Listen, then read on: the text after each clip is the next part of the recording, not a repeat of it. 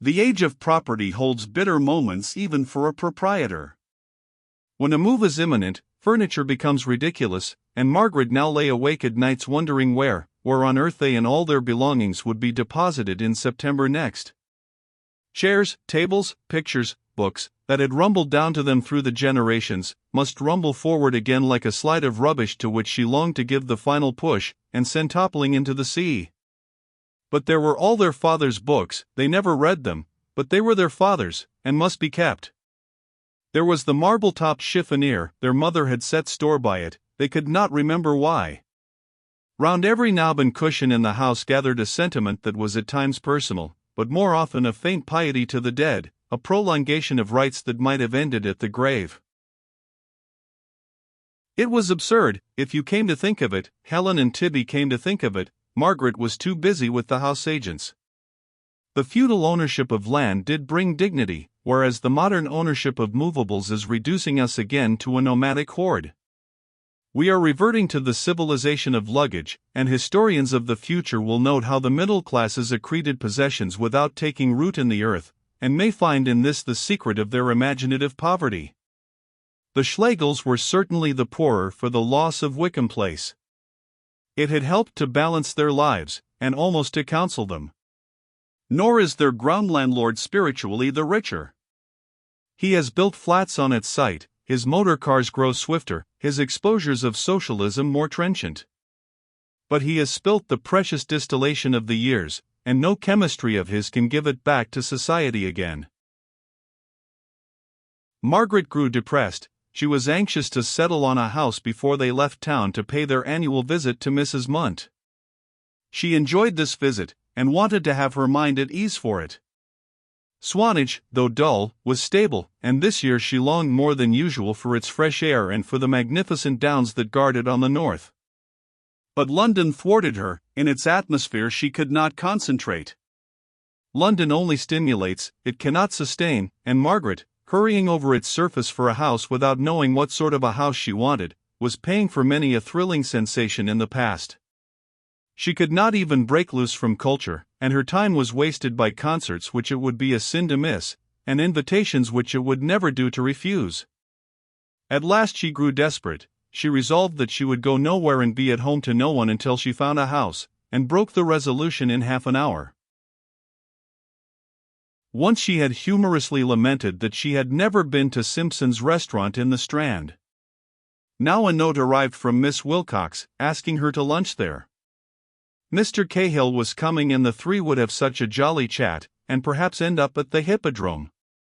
Margaret had no strong regard for Evie, and no desire to meet her fiancé, and she was surprised that Helen, who had been far funnier about Simpsons, had not been asked instead.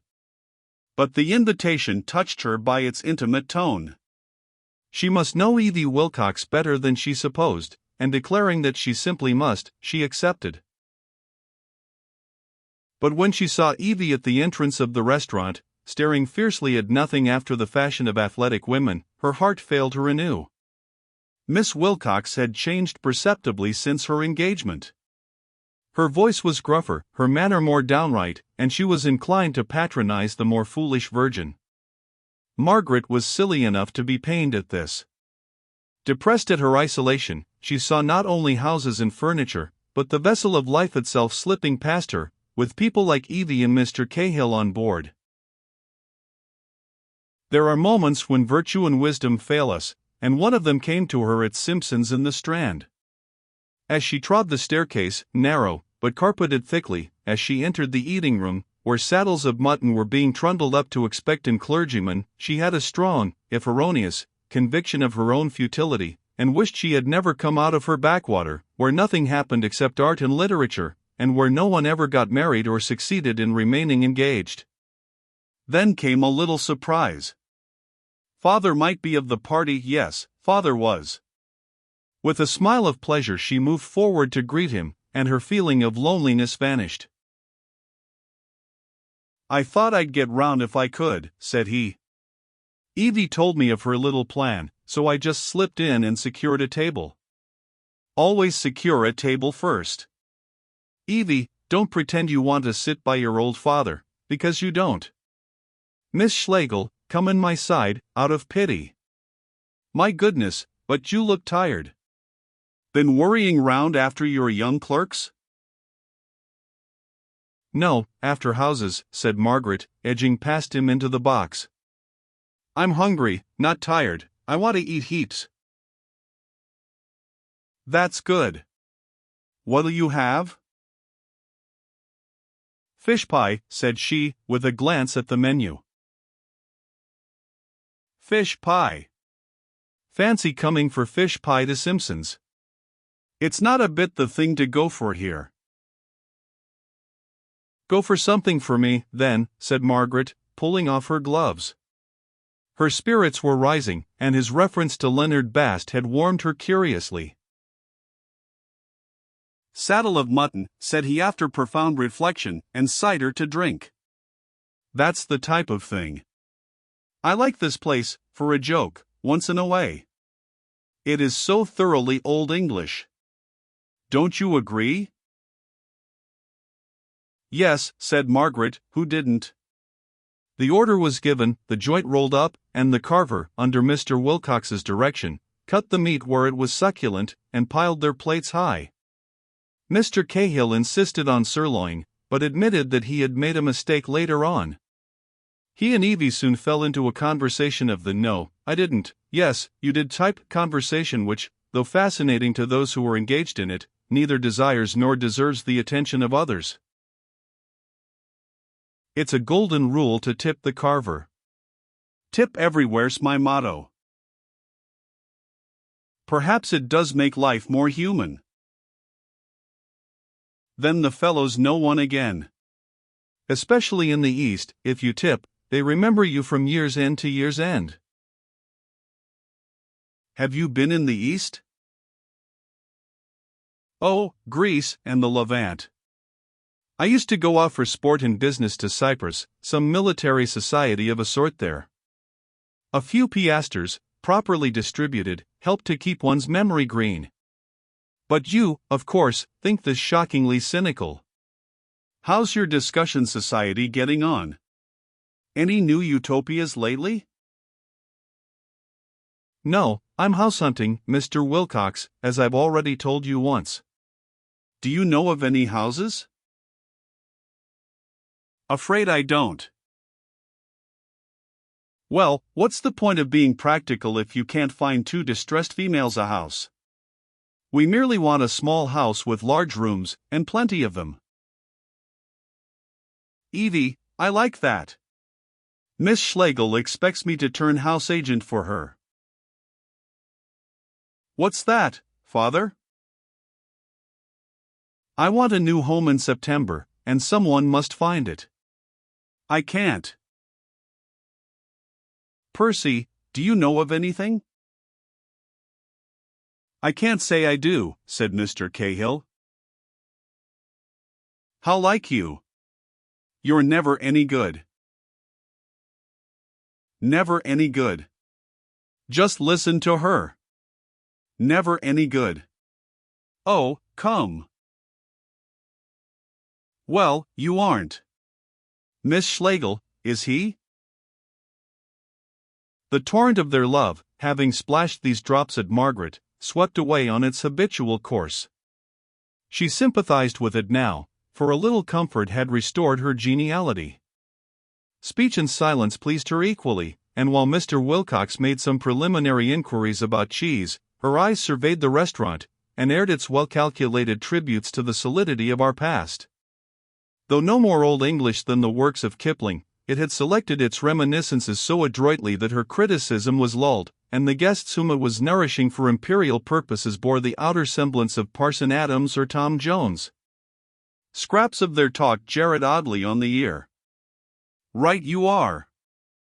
I'll cable out to Uganda this evening, came from the table behind. Their emperor wants war, well, let him have it, was the opinion of a clergyman. She smiled at such incongruities. Next time, she said to Mr. Wilcox, you shall come to lunch with me at Mr. Eustace Miles's. With pleasure. No, you'd hate it, she said, pushing her glass towards him for some more cider. It's all proteids and bodybuildings, and people come up to you and beg your pardon, but you have such a beautiful aura. A what? Never heard of an aura? Oh, happy man. I scrub at mine for hours. Nor of an astral plane? He had heard of astral planes, and censured them. Just so. Luckily it was Helen's aura, not mine, and she had to chaperone it and do the politenesses. I just sat with my handkerchief in my mouth till the man went. Funny experiences seem to come to you two girls. No one's ever asked me about my, what do ye call it? Perhaps I've not got one. You're bound to have one, but it may be such a terrible color that no one dares mention it. Tell me, though, Miss Schlegel, do you really believe in the supernatural and all that? Too difficult a question. Why's that? Gruyere or Stilton? Gruyere, please. Better have Stilton. Stilton. Because, though I don't believe in auras, and think theosophy's only a halfway house, yet there may be something in it all the same, he concluded, with a frown. Not even that. It may be halfway in the wrong direction. I can't explain. I don't believe in all these fads, and yet I don't like saying that I don't believe in them. He seemed unsatisfied, and said, So you wouldn't give me your word that you don't hold with astral bodies and all the rest of it? I could, said Margaret, surprised that the point was of any importance to him.